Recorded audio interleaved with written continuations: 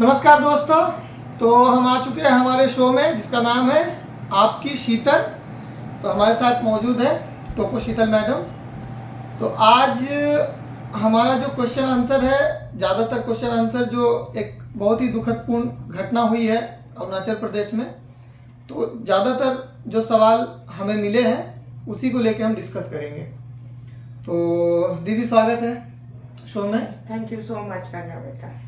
तो कुछ क्वेश्चन जो लोगों के बीच में उठ के आ रही है इस एक दुखदपूर्ण जो घटना हुई है अरुणाचल प्रदेश में, लेट तुमी गुंगकाक जी।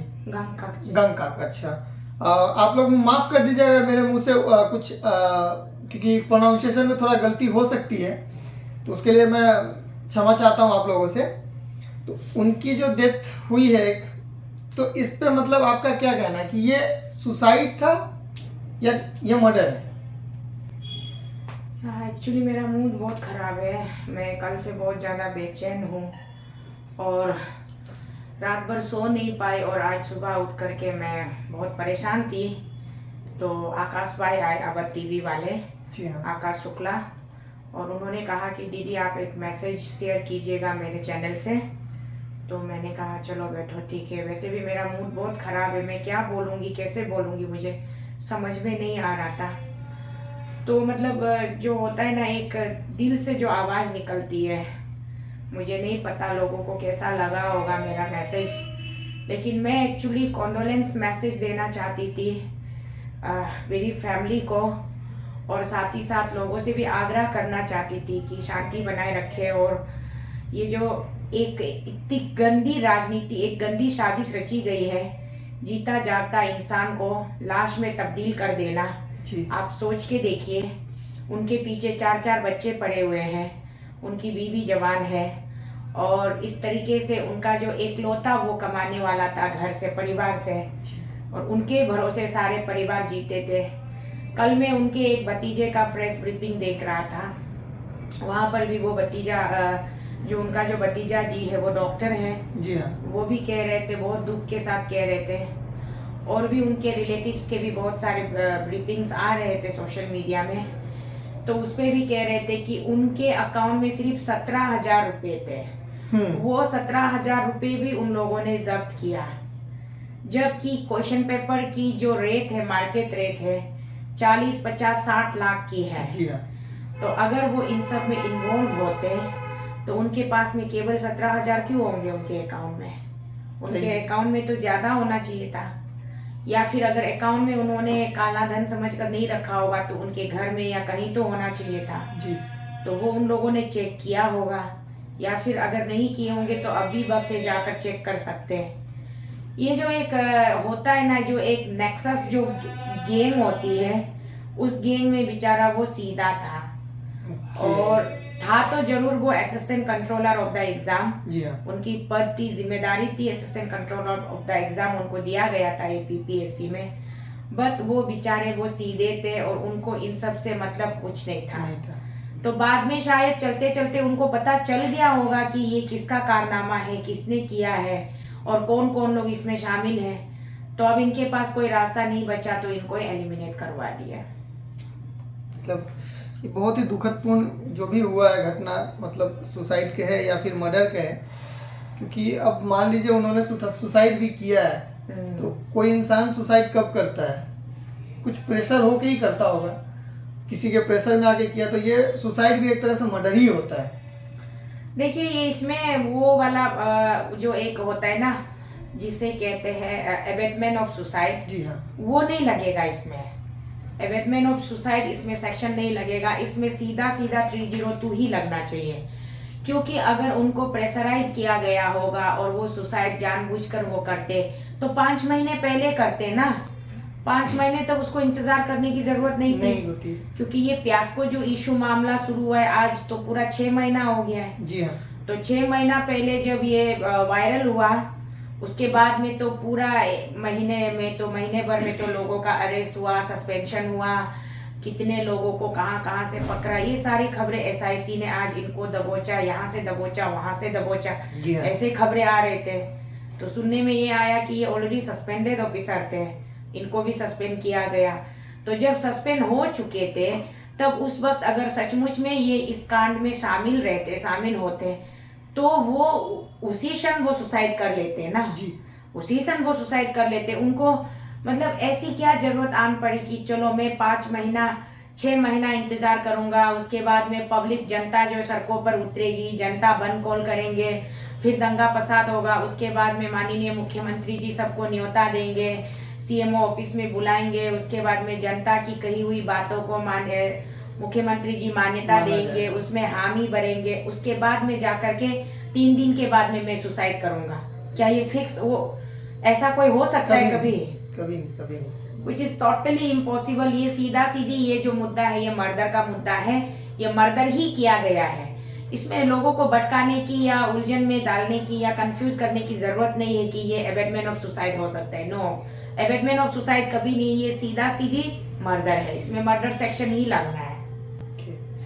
कुछ लोग मतलब जस्ट ऐसे बोल रहे हैं कि इसमें हाथ किसका हो सकता है, गवर्नमेंट का हाथ हो सकता है या फिर जो चोर गैंग है उनका हाथ हो सकता है।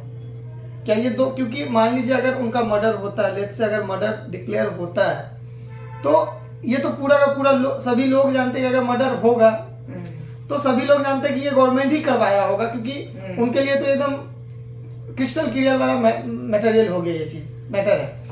तो आपको क्या लगता है कि ये मतलब चोर गैंग अलग है और गवर्नमेंट गैंग अलग है, ऐसा आपको लगता है क्या? देखिए, इसमें मैं आपको एक शब्द क्लियर कर दूं। वैसे मैं आज सुबह बहुत ज़्यादा उत्तेजित होकर के, बहुत उत्तेजना में, अपनी होश में भी नहीं थी, कलेजे से जो दर्द निकल रही थी, तो मैं सरकार को भी और माननीय मुख्यमंत्री जी को भी, ऑनरेबल चीफ मिनिस्टर सर को भी मैं उनको भी रिक्वेस्ट कर रही थी, उनको हाथ जोड़ के माथा टेक के रिक्वेस्ट कर रही थी कि इनका इन्वेस्टिगेशन जल्द से जल्द स्ट्रिक्ट वे में वो अपने विजिलेंस में करवाए और जल्दी से जल्दी इनके कल्प्रिट को नैप करे, पकड़े और इनको सजा दे।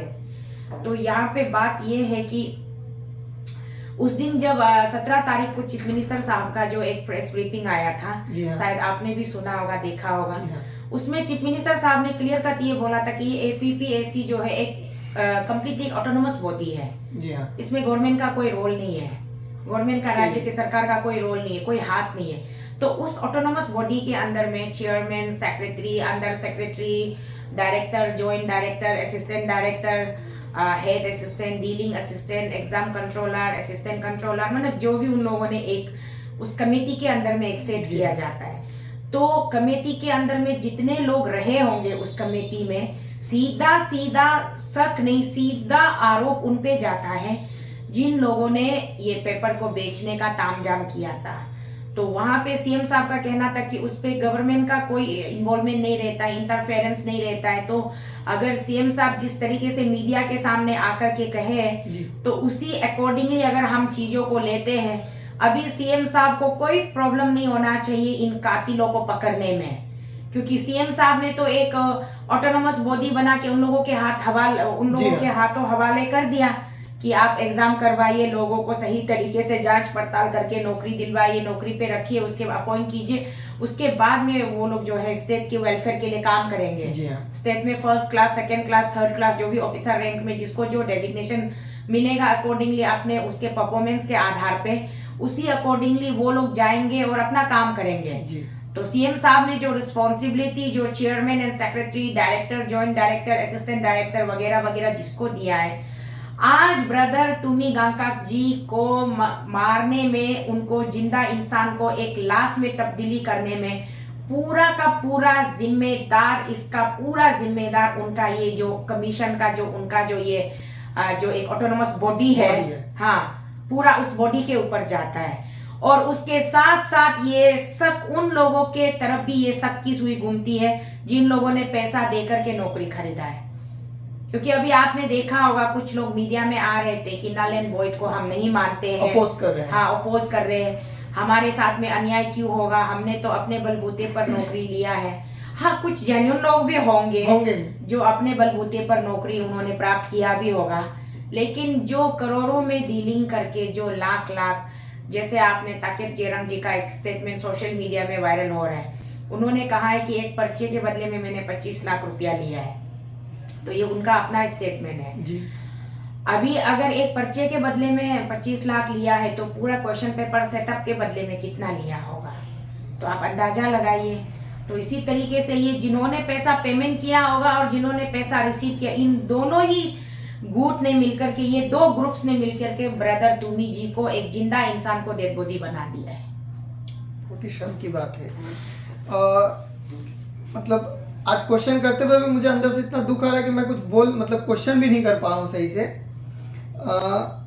आपको क्या लगता है कि अभी इसको कुछ लोग शायद हो सके तो इसको कम्युनल रंग देने की कोशिश करेंगे कि भाई ये शायद गालो कम्युनिटी से बिलोंग करते थे, जाति धर्म पे फिर ये अलग ना होने लगे। आपको इस पे क्या कहना है? इसमें कम्युनल होने की कोई जरूरत नहीं है जी। बिल्कुल भी कम्युनल होने की जरूरत नहीं है।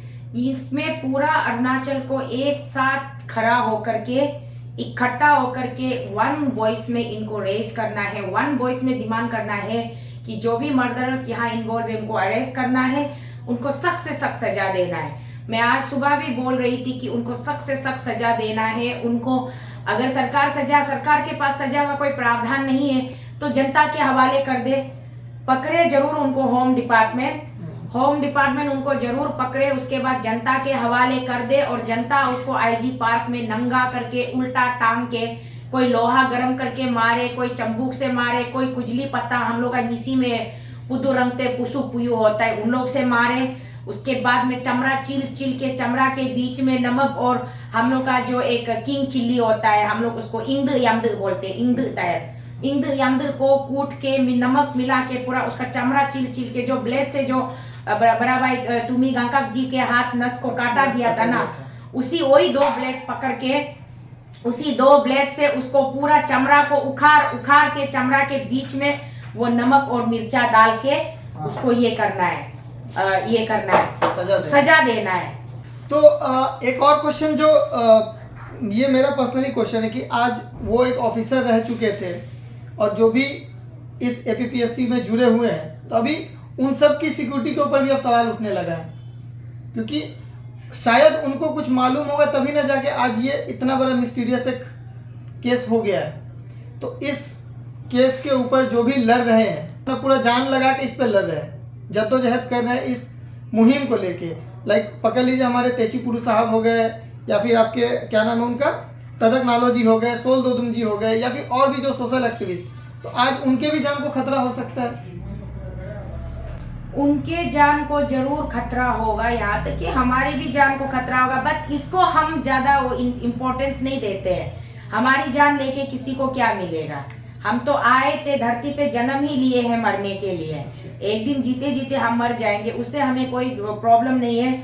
मैं अपने छोटे भाई ब्रदर सोल दोदुम के लिए भी मैं गर्व के साथ कहती हूँ, एक सोल दोदुम, अकेला सोल दोदुम है अरुणाचल प्रदेश में, और सोल दोदुम जी का जान लेके कभी किसी को कुछ नहीं मिलेगा। एक तोको शीतल का जान लेके कुछ नहीं मिलेगा, भाई तेची पुरु जी का जान लेके कुछ नहीं मिलेगा, तदक नालो जी का जान लेके कुछ नहीं मिलेगा, नाबम दोदुम का जान लेके कुछ नहीं मिलेगा।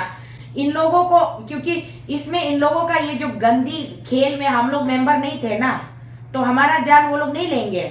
जान उसकी ली जाएगी जो उनके आपस में जो मेंबर थे ना, मेंबर रहे हो या फिर उस फैमिली का हिस्सा रहा हो, भले वो उसमें उसका कोई मतलब योगदान ना रहा हो, पार्टिसिपेशन ना रहा हो, फिर भी उन लोगों को वो लोग मारने के लिए हटाने की कोशिश करेंगे। तो ये जो कहते हैं ना कि चोर का भाई चोर, चोर का चाचा चोर, क्या बोलते हैं, चोर मोसेरे, चोर मोसेरे भाई, तो ये वाला किस्सा है यहाँ। तो इसीलिए आज तो मुझे ऐसा, इसलिए मैं कह रही हूँ कि मुझे अभी ये अंदेशा, मेरे गट फीलिंग्स मेरी अंदर से आ रही है कि मेरी इंट्यूशन कह रही कि ये अभी शुरुआत है, पता नहीं और कितने लाशें बिछने वाली है लोग और कितनों के जान लेने वाली है। इसलिए सरकार को अभी सजग होना पड़ेगा, सरकार को स्ट्रिक्ट मोड में आना पड़ेगा। बिल्कुल एक सरकार को है कि इसका मतलब ये करना पड़ेगा। सरकार ने भी अच्छा सोच के उन लोगों को एक ऑटोनोमस बॉडी बना के दिया होगा ना। हाँ, सरकार ने थोड़े ये चाहा होगा कि आप जाकर के करप्शन करो, आप जाकर के क्वेश्चन पेपर बेचो, आप जाकर के नौकरियां बेचो बोल के। अगर सरकार सही है तो, अगर सरकार सही नहीं है, सरकार खुद ऊपर से हाथी के दांत दिखाने को कुछ और पीछे से खाने को कुछ और लगाकर बात कर रहे, तो इसका खामियाजा सरकार को खुद ही भुगतना पड़ेगा। आप देखते रहिए, ये नौटंकी और ज्यादा लंबा नहीं चलेगी। और हमारा अरुणाचल वैसे भी बहुत ही छोटा सा जगह है, वहां पे कोई भी बात कभी नहीं चुपती। कोई किसी ने कुछ भी सपने में भी कुछ भी कह दिया होगा तो वो बात निकल के आ ही जाती है। और अभी तो मुझे लगता है सबसे ज्यादा खतरा ताकेत जेरंग एंड निपो नाबम लोग को भी होगा, क्योंकि निपो नाबम को अरेस्ट करने का प्रेशर है।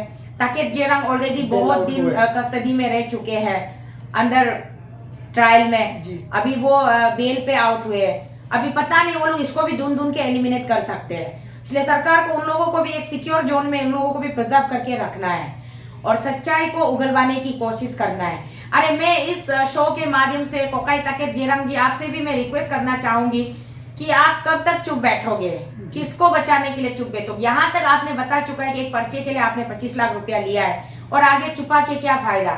जो है सच वो बता दीजिए, मीडिया के माध्यम से बता दीजिए, या फिर आप अपने फेसबुक, आपके मोबाइल में भी फेसबुक होता होगा, फेसबुक लाइव वीडियो बनाकर होने से भी पूरी जनता को सुना दीजिए ना, ताकि हम गवाह रहेंगे। आपकी जिंदगी तो खत्म हो ही चुकी है, आप दूसरों को बचाने के लिए और अपनी जान को आप खतरे में मत डालिए।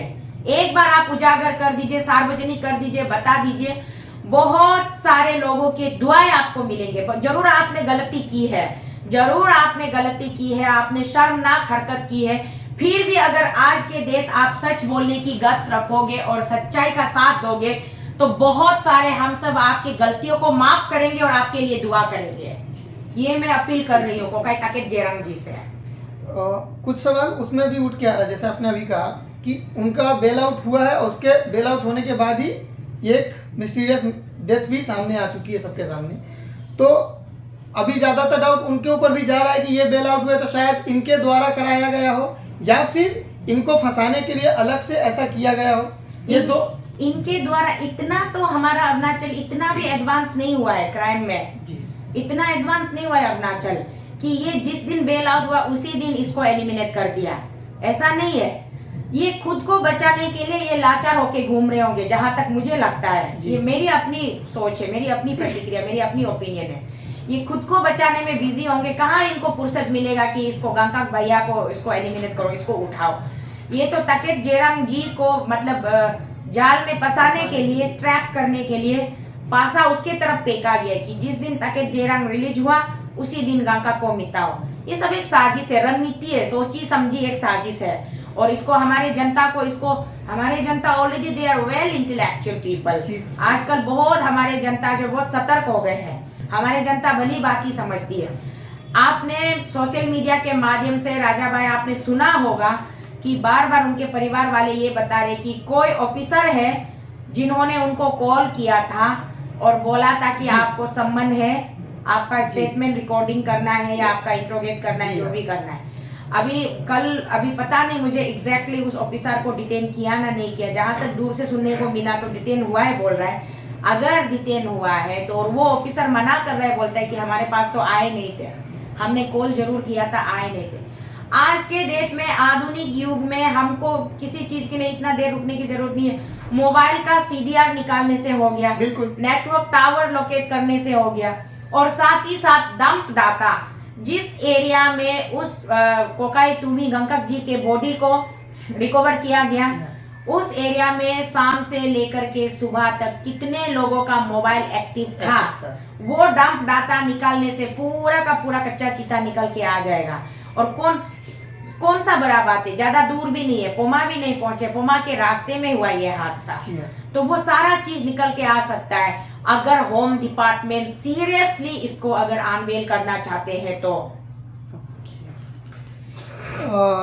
एक और क्वेश्चन ये है कि अब एक ऐसा माहौल बन चुका है पूरे प्रदेश में, तो कुछ लोगों को मालूम है कि किन्होंने चोरी किया है या फिर कौन लोग पैसे दे के पास हुए हैं, ठीक है, तो या फिर जो लोग खरीद के खुद पास हुए, क्या ये सही मौका नहीं है, अभी सही वक्त नहीं है कि वो खुद से आके लोगों को बताए कि हमने खरीदा है या फिर हमने खरीद के पास हुए, जो नल एंड वॉइड लेके अभी सब कुछ चल रहा है ना, मतलब कोई सपोर्ट भी करे कोई अपोज भी करे, हाँ। तो ये राइट मोमेंट नहीं है क्या कि वो खुद से सामने आके बोले कि हमने खरीदा है? अगर उनमें इंसानियत होती और एक मर्द का कलेजा भुगते तो जरूर उनको ऐसा करना चाहिए था, लेकिन मुझे नहीं लगता कि वो लोग ऐसा करेंगे, क्योंकि चोरी करके रखी हुई है तो चोर कभी भी सामने से आके ये नहीं बोलेगा कि मैंने चोरी की है। जैसे कहते हैं ना, चुराया हुआ माल को जब कोई चोरी से बेचता है तो उसको खरीदने वाला उससे भी बड़ा गुनहगार होता है, क्योंकि बेचने वाला ने तो मजबूर में बेचा होगा, लेकिन खरीदने वाला वो जानबूझकर सोच समझकर, उनको पता है कि ये चोरी का माल है। उनकी एक अच्छा सिटीजन होने से उनका ये कर्तव्य बनता है कि आप प्रशासन को बताओ कि कोई मुझे चोरी का माल बेच रहा है, लेकिन नहीं, वो उनको तो क्या है, उनसे मतलब नहीं है, उनको अच्छा माल सस्ता दाम में मिल रहा है तो चोरी का सही मैं ले लेता हूँ। यही आजकल के लोगों का मेंटेलिटी, यही मानसिकता बन गई है ना, तो इसके चलते मुझे नहीं लगता कि ये लोग आकर के बताएंगे। लेकिन आप जो सवाल करें वो बिल्कुल वाजिब है, अगर ये लोग अच्छे इंसान होते तो जरूर आके बताते, और इतना महीना 6 महीना इतना लंबा नौटंकी भी नहीं देखता ना।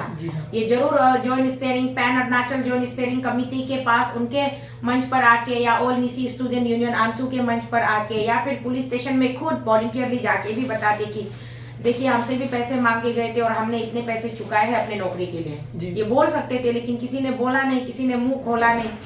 तो यहाँ पर आप देखिए, ये जो बीच में हमने एक वीडियो भी देखा था, एक लेडी आ रही थी मार्केट में, उस लेडी ने किसी रिपोर्टर को बता रही थी कि उनको यूडीसी के लिए इतना पैसा मांगा गया है, यूडीसी के लिए हाँ इतना पैसा मांग। एक्चुअली ना सरकार को उस लेडी को ढूंढ करके, पुलिस डिपार्टमेंट को उस लेडी को भी पूछना चाहिए, एक बार जरूर पूछना चाहिए कि आपको किसने पैसा ऑफर किया था और किसके माध्यम से ये सारी चीजें, क्योंकि उनको ज्यादा बेहतर आइडिया होगा ना, पता होगा, ये सब इन्वेस्टिगेशन करना चाहिए, तो ये तो कर ही नहीं रहा है। और दूसरा, पता नहीं इन्वेस्टिगेशन वाकई में हो रही है कि आईवास हो रहा है, मुझे भी समझ में नहीं आ रहा है। अब जब सीबीआई भी है वहां पर राज्य में, और सीबीआई के मौजूदगी में खुलेआम लोगों का इस तरह से दिन दहाड़े कत्ल हो जाता है, तो ये इससे बड़ा और दुर्भाग्य की बात क्या होगी हमारे लिए। और स्टेट का, सरकार का लॉ एंड ऑर्डर का मैनेजमेंट आप देखिए, होम डिपार्टमेंट का लॉ एंड ऑर्डर का मैनेजमेंट देखिए, मतलब लॉ नाम की चीज क्या है, लॉ कौन सा खेत का मूली है, किसी को मतलब ही नहीं है उससे जी। क्योंकि इसका मतलब है कि स्टेट में लॉलेसनेस है, लॉ है ही नहीं, कोई लॉ एंड ऑर्डर का, कोई एडमिनिस्ट्रेशन, कोई कुछ है ही नहीं, और किसी को कानून का कोई डर ही नहीं है। खुलेआम लोग अपना बिल्कुल, जो हम पहले क्राइम पेट्रोल छोटा में, जब हम छोटा, सबसे पहले तो छोटा में हम क्राइम एंड डिटेक्टिव किताब पढ़ते थे, उसके बाद में क्राइम पेट्रोल आए, फिर सावधान इंडिया आए, और अभी पता नहीं और भी बहुत सारे क्राइम शोज आते हैं, शाम ताहिर खान लेकर आते हैं क्राइम तक, वो कहानी स्टोरी बताते हैं, तो वो हम स्टोरी सुनते थे। अब जो है नजारा पूरा अरुणाचल में हमारे आंखों के सामने हो रहा है।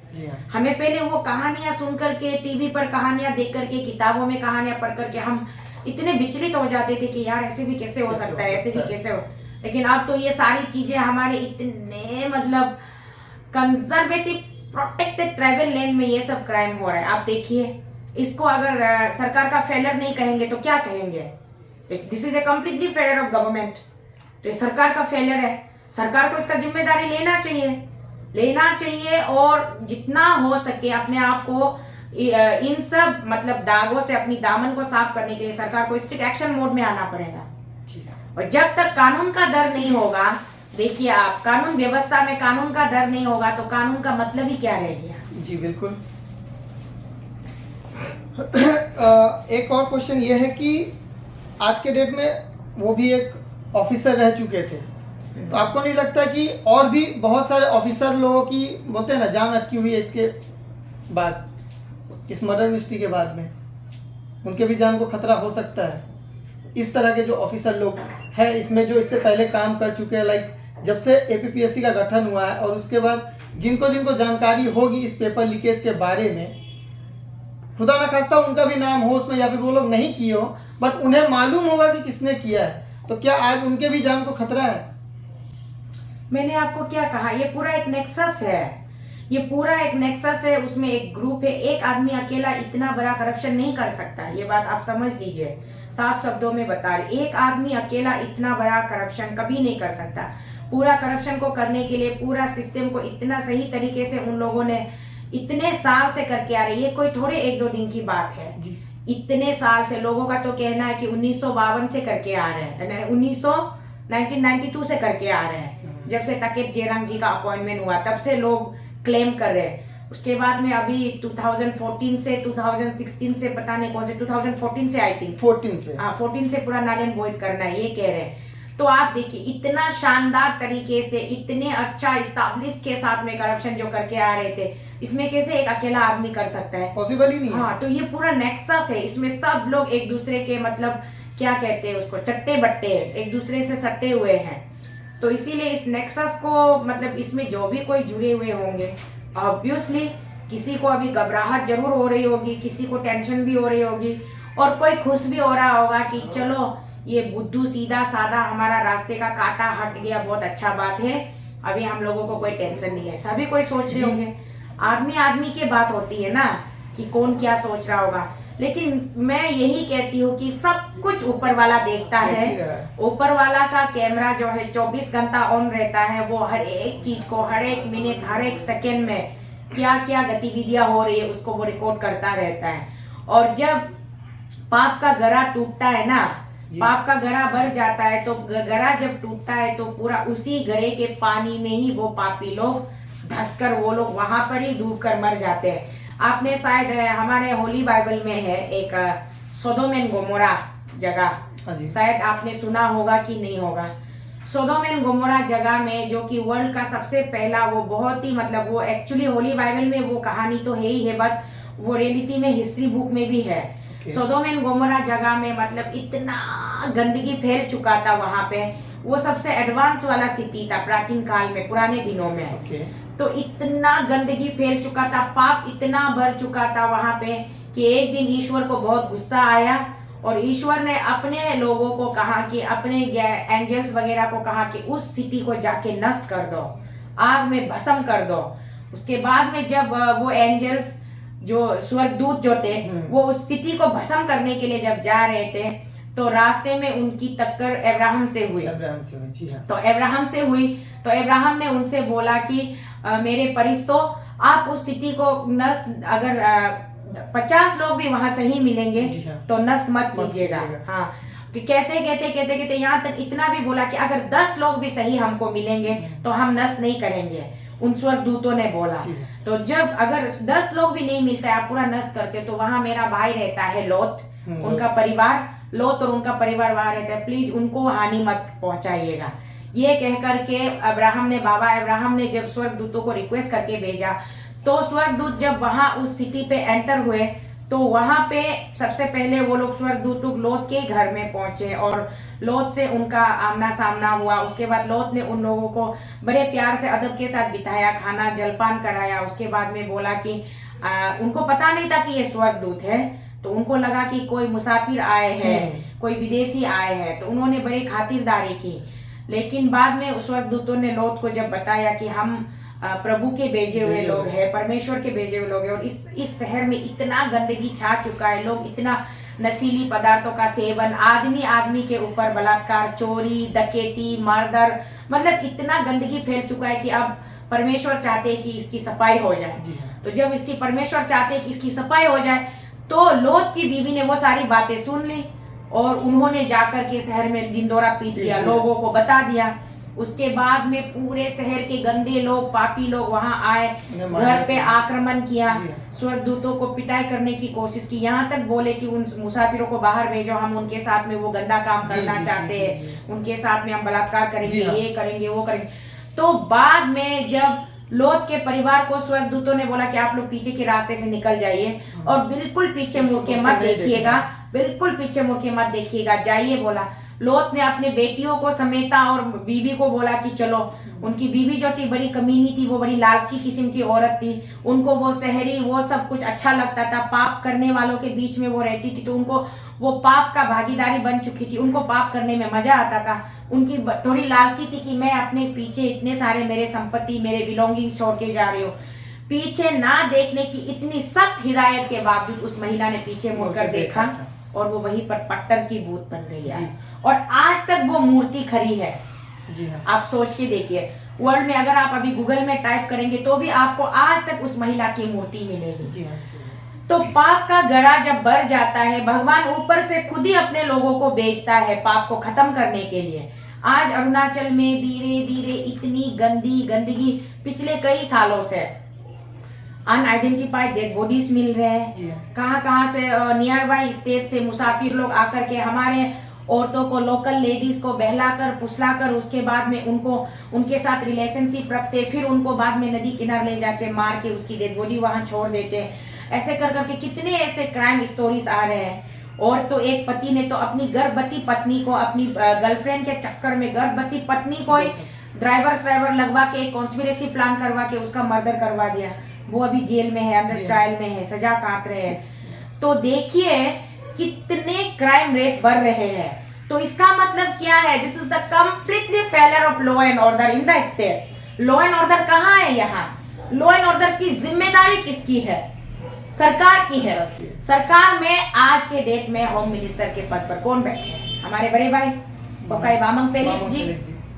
क्या कर रहे हो पेलिक्स साहब? आप तो पढ़े लिखे हो, जानकारी हो, अंग्रेजी भी इंग्लिश भी बहुत बढ़िया बोलते हो, नेकटाई वेकटाई सूट बूट बहुत बढ़िया से पहनते हो, और आपकी आंखों में देखते हैं तो लगता है कि आप बहुत डरावना, एक डेंजर, बहुत ही स्ट्रिक्ट एडमिनिस्ट्रेटर जैसे लगते हैं, पावरफुल लगते हैं, स्ट्रॉन्ग लगते हैं। तो फिर आपकी वो डायनामिज्म, वो स्ट्रॉन्गनेस वो आप शो क्यों नहीं कर रहे हो? कभी कभी मीडिया में एक दो बार आते तो बीच में आए, हम लोगों को बेकार वाला बताया, एएससी टीम को बेकार वाला बताया, ये पॉलिटिक्स है, राजनीति है, ये वो बोला। उससे पहले कोरोना काल में आए तो लोगों को बोला कि पहाड़ में जाके गुंगी रुंगरी तोड़ के खाओ। तो मतलब एक मजाक बना के रख दिया सिस्टम का। मतलब गवर्नेंस क्या होता है, कैसे चलाना है, ये इन लोगों के फेलर के वजह से सारा जो है हम समेट कर एक साथ पेमा खांडू जी के सिर पे आप फोड़ते हैं। आपको समझ में आ रहा है? आज तक पिछले 6 महीने से मैं जब वहां से अरुणाचल से पदयात्रा स्टार्ट करके बीच रास्ते में भी चिल्ला के केवल पेमा खांडू जी का नाम मैंने क्यों घसीटा? क्योंकि हर एक इंसान के हर एक सिर पे बोलने जाऊंगी तो मेरा खुद का मेरा गला सूख जाएगा, जबान थक जाएगी और कुछ नहीं। तो शॉर्टकट में सबकी गलतियों को उठा करके मैं पेमा खांडू जी के सिर पे फोड़ती रहती हूँ कि पेमा खांडू तुम्हारे लीडरशिप में ये ठीक नहीं है, वो ठीक नहीं है, तुमने ये करना चाहिए, वो करना चाहिए, यहाँ करप्शन हो रहा है, यहाँ क्राइम हो रहा है, ये हो रहा है, मैं बोलती रहती हूँ। तो अभी जस्ट कुछ दिन पहले 20 फरवरी के दिन वहाँ हमारे माननीय honourable law and justice minister मेरे जीजा जी श्रीमान किरण रिजिजू जी जहाँ वहाँ पहुंचे थे और वहाँ पे वो भाषण दे रहे थे कि हर एक चीज को तुम लोग उठा करके सोशल मीडिया में आ जाते हो और चीफ मिनिस्टर के ऊपर गाली देते हो, चीफ मिनिस्टर के ऊपर सब कुछ को ब्लेम करते हो। शायद वो मुझे, मेरा नाम तो नहीं ले रहे थे, शायद मुझे से वो कहना चाहते थे होंगे, लेकिन हाँ मैं आज स्वीकारती हूँ क्योंकि हर एक चीजों की जिम्मेदारी चीफ मिनिस्टर के ऊपर ही गिरता है। After all he is the chief of the government. उनको चीफ को हटा दो, वो सिंपल मिनिस्टर होंगे तो हम बोलेंगे नहीं, क्योंकि उनका जो पर्टिकुलर डिपार्टमेंट होगा उस डिपार्टमेंट के वो मिनिस्टर रहेंगे। तो अगर उस डिपार्टमेंट के अंदर कोई लूप फॉल्स होगा या कोई अनफेयर मीन्स होगा तो हम उसी के लिए उसको जिम्मेदार ठहराएंगे। अब उस मिनिस्टर शब्द से पहले उनके नाम के आगे एक चीफ वर्ड जुड़ा हुआ है ना, तो चीफ वर्ड जब लग जाता है तो ही is the now chief minister of the state. It means he has got the entire responsibility of the state. चाहे वो आपका होम डिपार्टमेंट हो, चाहे कोई भी आपका ये कंस्ट्रक्शन वाला डिपार्टमेंट हो, चाहे वो पीडब्ल्यूडी डिपार्टमेंट हो, आरडब्ल्यूडी हो, बिजली हो, शिक्षा हो, पानी हो, राशन हो, जो भी हो, वट एवर इंफ्रास्ट्रक्चरल जो भी कुछ हर एक डिपार्टमेंट का सारे मंत्रियों के ऊपर में वो एक सुपर मंत्री बैठा हुआ है जिसको चीफ मिनिस्टर कहा जाता है। Chief minister is the god of the land है my dear, do you realise? एक राज्य में ऊपर वाला भगवान के बाद अगर दूसरा कोई भगवान धरती पर होता है तो वो मुख्यमंत्री होता है जी। तो हम जब भी हमें कोई प्रॉब्लम होती है, हमें जब बहुत ज्यादा प्रॉब्लम होती है तो हम चर्च में जाते हैं, प्रे करते हैं, हम चीख कर चिल्ला कर रो कर भगवान को हम कॉम्प्लेन करते हैं, जीसस मेरे साथ आप ऐसा क्यों कर रहे हो, जीसस मेरे साथ में ये मुझे इतना क्यों सता रहे। हम रोते कि नहीं रोते? आपको भी जब कभी प्रॉब्लम होती होगी तो आप मस्जिद जाते होंगे, नमाज पढ़ते होंगे, माथा टेकते होंगे, आप भी तो अपने अल्लाह परवरदिगार से आप भी तो कंप्लेन तो करते होंगे कि हे अल्लाह मेरे साथ ये क्यों हो रहा है। तो उसी तरीके से जब कभी भी हम नाखुश होते तो हम चीफ मिनिस्टर सर को कंप्लेन नहीं करेंगे तो हम किसको करेंगे, क्योंकि he is the second god, क्योंकि he is the god of land, he is the god of this state, तो उसको हम गॉड मानते हैं। तो हम अपनी प्रॉब्लम्स, अपनी समस्या अपनी गॉड के पास लेकर नहीं जाएंगे तो किसके पास जाएंगे? हम तो भगवान जी को कभी कभी, और हम भगवान को थ्रेटनिंग देते हैं। हमारे भगवान को सुन लीजिए, हमारे भगवान जो जिसको दिखाई नहीं देते, जिसको हम दिल से विश्वास करते हैं, हम यीशु मसीह को थ्रेटनिंग देते हैं। वो थ्रेटनिंग किस फॉर्म में देते हैं? हम 7 डेज का ड्राई फास्टिंग रखते हैं, 10 दिन का फास्टिंग रखते हैं, 3 दिन का फास्टिंग रखते हैं। हम कहते हैं कि हम उनको अल्टीमेटम देते हैं कि जीसस आप जब तक मेरा ये प्रॉब्लम सॉल्व नहीं करोगे मैं पानी नहीं पीऊंगा, खाना नहीं पीऊंगा। तो जो आप लोग के भाषा में इसको शायद रोजा बोलते हैं, हिंदी में व्रत कहते हैं, और हमारी क्रिश्चियन भाषा में हम इसको फास्टिंग कहते हैं। तो हम भगवान तक को नहीं छोड़ते, अल्टीमेटम देते, तो चीफ मिनिस्टर को कैसे हम उनको जिम्मेदार नहीं ठहराएंगे? अब इनको ये प्रॉब्लम है कि ऐसी जब सिचुएशन होती है, हम चीफ मिनिस्टर साहब का नाम लेते हैं, उनको सारी चीजों का जिम्मेदार बताते हैं, तो भी उनको प्रॉब्लम होता है कि तुम लोग सोशल मीडिया आ गया, मोबाइल उठा के चीफ मिनिस्टर का नाम लेते रहते हो, चीफ मिनिस्टर को गाली देते हो, ये करते हो वो करते हो। भाषण मारने में नंबर 1 है, भाषण मारने में नंबर 1 है। इसके लिए ऐसा मुझे मैंने क्या बोलूं, ये लोग भाषणबाजी के अलावा इनको तो और कुछ सूझता नहीं है। राज्य में सचमुच में क्या प्रॉब्लम हो रहा है, क्या समस्या हो रहा है, वो उनको दिखता नहीं है। आज के डेट में गांगटॉक फैमिली अकेला दुखी नहीं है, पूरा अरुणाचल उसके साथ में दुखी है, हम सब दुखी है, और सचमुच में दुखी है। मैं ये सुनाने के लिए नहीं कह रही हूँ, कुछ लोग फॉर्मेलिटी के लिए सुनाने के लिए कहते हैं ना कि हम भी आपके साथ है, दुखी है, वो शोले फिल्म वाला डायलॉग, ये आपकी माँ थी तो हमारी माँ थी, पूरी गांव की माँ थी, चिंता मत करो। और वही सेम चीज उसने रिपीट किया जब किसी की बीवी की मौत हुई, तब भी जाके बोला कि ये आपकी सिर्फ बीवी नहीं थी, पूरे गांव की बीवी थी, मेरी भी बीवी थी। बोला तो कितना मार खाया वो। तो वो फॉर्मेलिटी वाला यहाँ नहीं है, यहाँ हम दिल से बात कर रहे हैं, दिल से बोल रहे हैं और दिल से बता रहे हैं कि हम पूरे अरुणाचली उनके साथ दुखी है, और आज के डेट में उनके साथ हम सब कदम से कदम मिलाकर खड़े हैं, और जो भी मांगे उनका परिवार करेगा सरकार से, हम उसकी हर एक मांगों पर उसके साथ हम हैं, हमारी सहमति है, हम कभी पीछे मुड़कर नहीं देखेंगे। और जो भी इनका जो हत्यारा है, जो भी इनका मर्डर है, उसको जल्द से जल्द उसको पकड़ना है, पकड़ करके उस ऑफिसर को तो छोड़ना ही नहीं है जिस ऑफिसर का कॉल किया था उसके नंबर पे। उस ऑफिसर के कॉल जाने के बाद में वो परिवार को भी बताया हर भरी में कि मुझे वहां से सम्मन आ रहा है, मुझे जाना है करके वो निकला।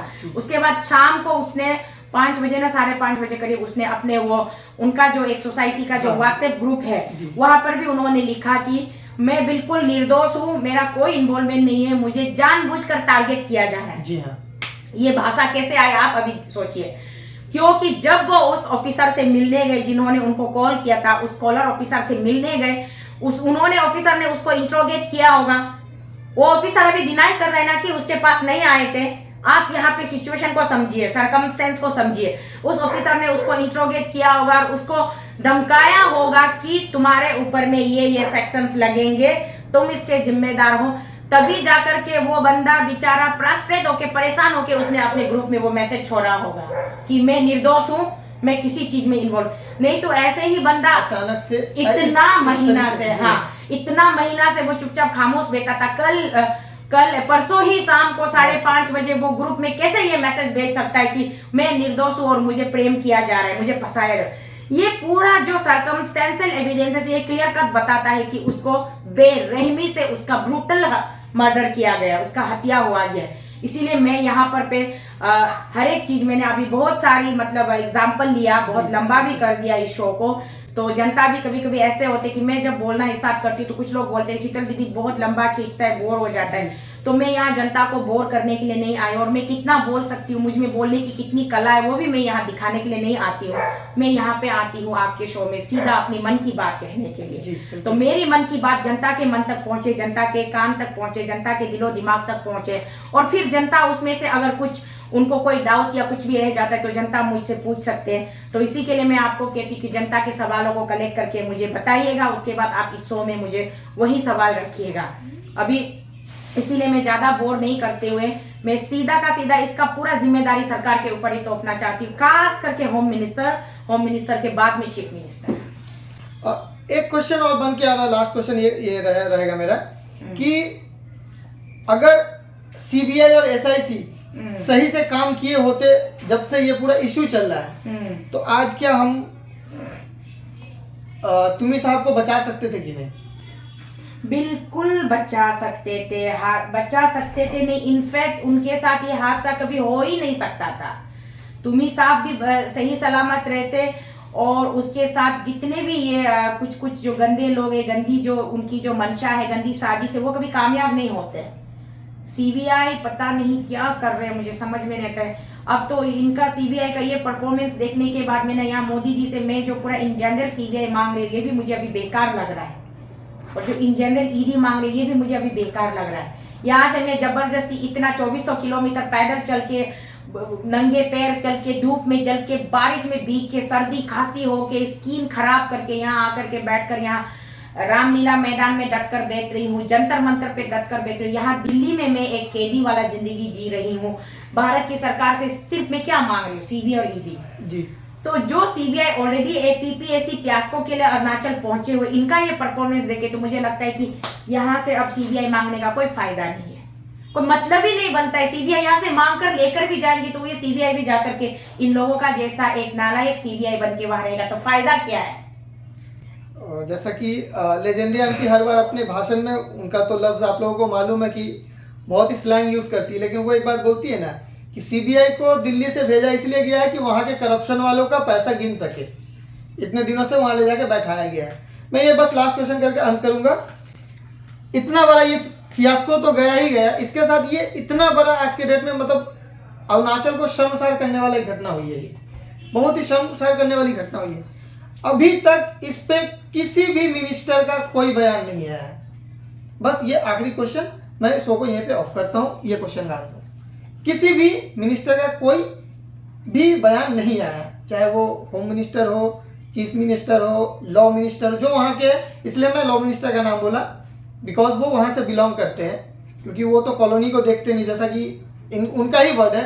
तो मैं इस बात को रिपीट करता हूँ फिर से, क्या कहिए। मुझे समझ में नहीं आता, ये लोग एक कॉन्डोलेंस मैसेज तक नहीं दे सकते, कुछ भी न्याय नहीं कर सकते अपने जनता के साथ, लोगों का मतलब भला नहीं सोच सकते। कम से कम दुख की घड़ी में एक कॉन्डोलेंस मैसेज तो पास कर दे। अगर मुंह से नहीं बोल पा रहे तो सबका एक अपना अपना फेसबुक ऑफिशियल पेज है, चाहे वो चीफ मिनिस्टर का भी है, लॉ मिनिस्टर का भी है, मेंबर ऑफ पार्लियामेंट्स का भी है, और स्टेट के जितने मिनिस्टर्स, एमएलए से, लेजिस्लेचर से, सबका है। वो अपने पेज से एक कॉन्डोलेंस मैसेज तक नहीं दे रहे हैं। मुझे समझ में नहीं आ रहा है ये लोग मतलब किस मिट्टी के बने हुए हैं ये लोग। और जब भी मैं बोलती हूँ तो मैं पागल होती हूँ, मैं बदतमीज होती हूँ। आज भी कुछ लोगों ने मुझे कमेंट्स करके बोल रहे थे कि तुम अपने काम से काम मतलब रखो, जहां तहां हल्ला मत करो, इधर मत कूदो, उधर मत कूदो। अरे ये इतना बड़ा जिस मुद्दे को मैं लेकर के आई थी, करप्शन, ये करप्शन के चक्कर में कितनों की जान जा रही है, कितनों को मारा जा रहा है, कितनों को मतलब हत्या किया जा रहा है। तो ये मेरा मुद्दा नहीं है, तो मेरा मुद्दा कौन सा है भाई, मुझे बता दो आप लोग। अगर करप्शन ही मेरा मुद्दा नहीं है तो कौन सा मुद्दा लेकर मैं यहाँ दिल्ली में क्या काम करने आई हूँ। मैं यहाँ कौन सा, यहाँ पे मैं नरेंद्र मोदी जी से मैं राखी बनवाने आई हूँ या फिर उनसे बरमाला डलवाने आई हूँ। मैं वही तो, मेरा काम ही तो कर रही हूँ मैं। इनको कब समझ में आएगा, कुछ ना कुछ बैठ करके। अरे लोगों के लाश के ऊपर भी इनको श्रद्धांजलि तक देना नहीं आता, लोगों के लाश के चिता के ऊपर भी बैठ करके ये लोग मजाक तमाशा करते हैं। मैं कभी कभी मैं बहुत ज्यादा फ्रस्ट्रेट हो जाती हूँ कि अरुणाचल वाले अगर ऐसे ही रहेंगे तो मैं अरुणाचल के लिए जितना चिल्ला करके, जितना सोच करके भी मैं अकेला क्या कर सकती हूँ। तो कोशितल मैं अकेला क्या कर पाऊंगी, लोग समझने को तैयार ही नहीं है। लोग मेरा मजाक पे मजाक बनाते रहते, मैं दिल से सीरियस होकर के बोलती हूँ तो मुझे यहाँ पे बोला है कि अब टीवी है या तो अब टीवी है या शीतल टीवी है।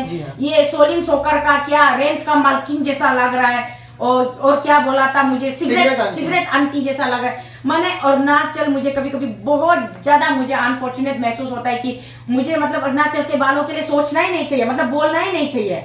मैं आती हूँ मेरा मजाक बनाने के लिए, पहले से तामझाम तैयार होके वो लोग चेयर टेबल कुर्सी लगा के बैठे होते। मैं बहुत ज्यादा परेशान हूँ, दुखी हूँ। खैर कोई बात नहीं, मुझे जितना भी तुम लोग बोल रहे हो मैं अपना ही काम कर रही हूँ और यही मेरा सब्जेक्ट है, यही मेरा काम है।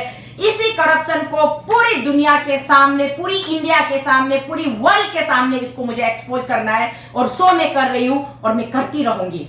धन्यवाद, बहुत बहुत शुक्रिया। और जैसा आप लोगों को अगर नहीं मालूम है, टोकोशीतल दीदी ने एक बार ये बात कह चुकी है ये कि जब तक ये एएसी का मूवमेंट चल रहा है तब तक वो एएसी की जो भी पोस्ट पे है, चेयरपर्सन जो भी है, जब ये एएसी का मूवमेंट खत्म हो जाएगा वो फिर से वो टोको शीतल ही रहेंगी, और उसके बाद भी अगर कोई मुद्दा उठता है तो उस पर वो इंडिविजुअल खड़ी होंगी। तो लोग इनको इसलिए आप लोग ऐसा बोलते हो शायद कि एसी का मुद्दा अलग है, टोको शीतल अलग है। ये मतलब एसी सिर्फ एक अलग क्या बोलते ऑर्गेनाइजेशन है, उसका काम है जो एक चार्टर ऑफ डिमांड लेके बस उसी पे बात करना, ऐसी बात नहीं है। अगर आप लोगों ने वो इंटरव्यू नहीं देखा तो आप एक बार अच्छे से देख लीजिएगा। और वो बात उन्होंने जंतर मंतर से भी कहा था, रामलीला मैदान से भी आखिरी बार में कहा था कि टोको शीतल सिर्फ एसी के लिए, इस मुहिम के लिए जुड़ी हुई है। जब ये मुहिम सक्सेस हो जाएगा, ईडी या फिर सीबीआई पहुंच जाएगा, उसके बाद टोको शीतल स्पोर्ट्स को छोड़ देंगी। ये उनका आखिरी बात कहा हुआ है। तो आप लोग, और जो भी जैसा दीदी ने कहा कि आप लोग जो बेबात का या बेफिजूल का गलत बात बोलते हो, बोलो ना, मतलब कोई दूसरा मैटर पे अगर बात करना आप करो, लेकिन आज एक इंसान की मौत हुई है, उसके घर के लोगों की हालत जाके आप देखो, तब आपको पता चला कि जब आपके घर में किसी की मौत होती है तब आपको एहसास होगा। और जब आपके घर में किसी की मौत होगी और कोई जब आके आपके घर वालों के लिए ऐसा कमेंट करेगा तो आपको कैसा महसूस होगा। शुक्रिया, आज के लिए अब शो को हम यहीं पे अंत करते हैं। बहुत बहुत धन्यवाद, जुड़े रहे हमारे साथ रात के 8 बजे टॉक्स ऑफ ट्राइब पे।